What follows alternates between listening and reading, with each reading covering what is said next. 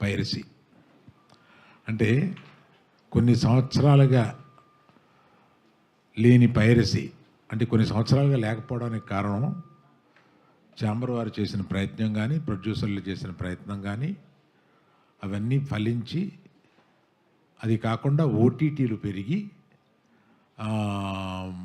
ఆ తర్వాత థియేటర్లో, చిన్న చిన్న థియేటర్లో కూడా సినిమాలు వేసి పైరసీ అనేది క్రమంగా కిందకి వెళ్ళిపోయింది.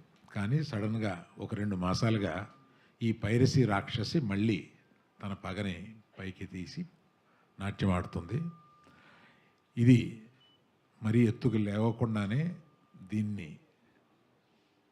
తీసేయాలి అనే ఒక ఉద్దేశంతో యాక్చువల్గా ఇది మొన్న ఈ మధ్యకాలంలో లేనిది మొన్న దిల్ రాజు గారి సినిమాతోటి ప్రారంభమైంది మళ్ళీ. అప్పుడు చాలా ప్రయత్నాలు చేసి మేమందరం ఇదివరకటి నుంచి ఛాంబర్లో ఒక సెల్ పెట్టుకున్నాం.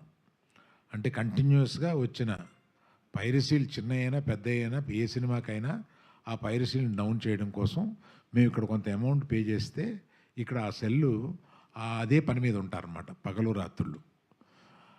ఆ సెల్లు ఈ సినిమాకి కూడా ఆ సెల్ని ఎంగేజ్ చేశాము.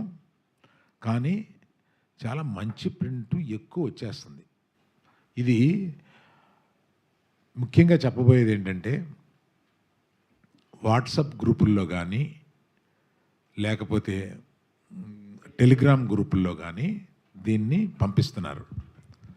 రేపెల్లుండిలో మేము కొంతమంది యాడ్మిన్ని పసిగట్టాము. ఆ యాడ్మిన్స్ని అరెస్ట్ చేస్తాం. ఇది సైబర్ క్రైమ్కి తీసుకెళ్ళాము. సైబర్ క్రైమ్ నుంచి ఒక్కసారి గ్రహించాల్సింది ఏంటంటే ఈ గ్రూపుల్లో మీరు పంపిస్తారే యాడ్మిన్స్, మీరు జాగ్రత్తగా ఉండండి. మీరు జైలుకి వెళ్ళే అవకాశం తప్పనిసరిగా ఉంది. మేము దీన్ని కొంచెం పెద్దదిగా చేసి కొంచెం పట్టుబట్టేలాగా పట్టుదలతో ఉన్నాం దీన్ని.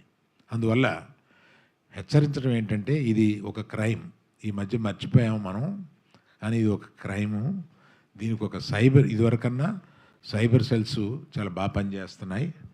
ఇదివరకు ఉన్నంత కష్టం కాదు, ఇప్పుడు పట్టుకోవడం కూడా కొంత తేలికైంది. అందువల్ల అందరికీ ఈ పర్టికులర్గా వాట్సాప్ అండ్ టెలిగ్రామ్ గ్రూపులకి నా హెచ్చరిక, వాళ్ళ అడ్మిన్స్ జాగ్రత్తగా ఉండండి. మీరు పొరపాటున దీన్ని ఫార్వర్డ్ చేస్తే అడ్మిన్దే బాధ్యత అవుతుంది. అడ్మిన్ జైలుకి వెళ్ళే అవకాశాలు ఉన్నాయి.